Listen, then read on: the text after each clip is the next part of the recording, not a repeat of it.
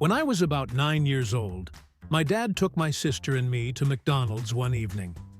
At the time, he and my mom were separated, so we only saw him once a week, and those visits slowly faded out, which I was glad about.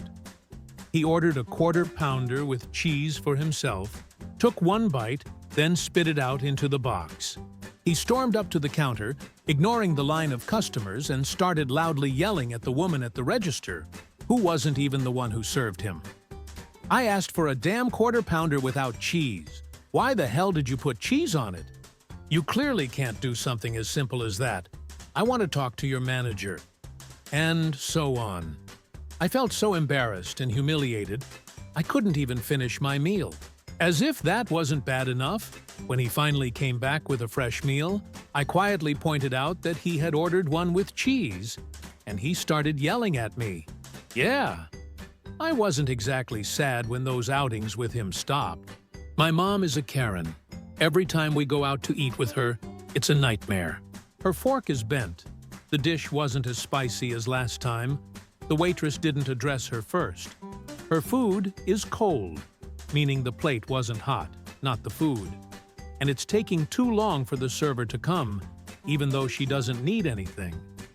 Every complaint is voiced in an arrogant tone, followed by, "I used to be a waitress, and we never had these issues." She worked as a part-time waitress in the early 90s at a pizza place. I can't roll my eyes hard enough. My mom nearly got us arrested for domestic terrorism once. We were at Mexico City's airport on our way to Juarez, carrying a large box full of stuff she bought there. We get to the check-in counter, and the guy tells her she needs to have the box wrapped. My mom was deeply offended by this. "I've never had to do this before. I bring stuff from Mexico City all the time, and this has never been an issue," she yelled, causing a lot of confused looks in her direction. Keep in mind, she's a very white woman shouting in perfect Spanish, which was intriguing on its own. The guy insisted she needed to have it wrapped, and it would cost 200 pesos, $10. Instead of complying, she stormed off, leaving the massive unmarked box unattended. You know, the exact thing they always warn you not to do at airports. My dad and I had already checked in and made it through security by the time this was happening. She joins us at the gate in a huff, telling us her ordeal. Just as she finishes, 5 security officers, AR-15s in hand, walk up and ask if she's her name. She says yes, and they start dragging her away. Dad, a lawyer, had an uh-oh moment, and we rushed after her. To sum it up, my dad did lawyer things. She didn't get arrested for making terroristic threats. We made our flight, and we got that damn box of plates home. I make fun of her every time we use them. When I went wedding dress shopping, I invited my mom only because I knew she would be upset if I didn't. My friends still remember how rude and obnoxious she was to the staff, even nearly 10 years later. Keep in mind, my parents didn't give us any money for the wedding, so it wasn't like she had a say in the dress. She kept interrupting me and giving wrong information when the staff asked me questions. Then she was overly critical about everything. The store's size options, dress details, as though a low-cut dress couldn't be altered. If I had cared about a low-cut dress, which I didn't, she said all of this loudly in front of the staff and the few other people shopping. She even tried telling them not to bring in dresses I had specifically planned to try on. My aunt, her sister-in-law, started distracting her as much as possible because it was uncomfortable, while my friends tried to ease the tension. I eventually found my dress, and when I went to pay for it, the employee asked if I wanted to open a store credit card, and my mom said, "Yes, she does." I did. But 1, it wasn't her decision to make, and 2, I hadn't discussed it with her. I think that's when I finally snapped at her and later apologized to the staff. Back in the mid-90s, my mom rented clerks for our family from the Kroger's video rental store, completely unaware of how raunchy the movie was. She was so offended by it that the next day, she went back to yell at the manager for carrying such an inappropriate movie at a family rental store, and demanded they permanently remove it from their inventory. The crazy part? They actually listened to her. They stopped carrying clerks at that location. So if you ever tried to rent that movie from a Kroger's in Louisville, Texas in the mid-90s and couldn't, I apologize. It's all my mom's fault. One time we went to a hotel for dinner. The hotel had a pool that was clearly only for hotel guests, with signs everywhere. My mom told my little brother and me that we could use the pool, so we wore our bathing suits under our clothes to easily change after dinner. It was obvious the pool was monitored by staff, and soon after we got in the water, security approached and asked to see our hotel room keys. Since we weren't staying there and didn't have any, they kindly asked us to leave. My mom refused, insisting that because we had dinner there, we had the right to swim. A screaming match followed with hundreds of people watching, and eventually, the head of security had to escort us off the property to avoid calling the police.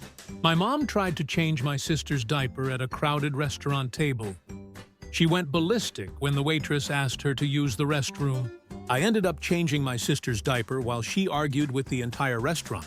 My mom is always so rude to servers, retail workers, and fast food workers, acting like they're beneath her. And if something goes wrong with her order, she's back in the restaurant demanding free food.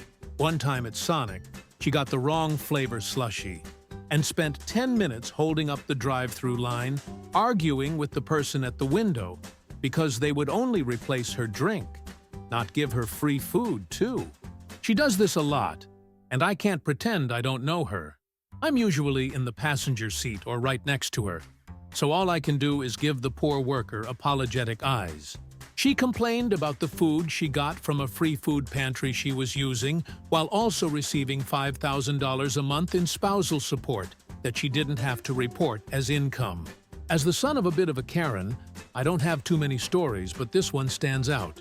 One summer, my mom, aunt, and I went to a beach with a restaurant nearby. After swimming, we decided to eat at the restaurant, which was very busy with people at nearly every table, and only a few servers. We waited about 20 to 30 minutes before ordering. My aunt wasn't with us, so I was stuck listening to my mom's complaints. When we ordered, she started shouting at the waitstaff. "Do you know how long we've been waiting? It's been 30 minutes." The poor staff explained they were busy, but my mom wouldn't listen. "I don't care, hire more people." I was standing off to the side, red-faced because I felt so bad for the employees.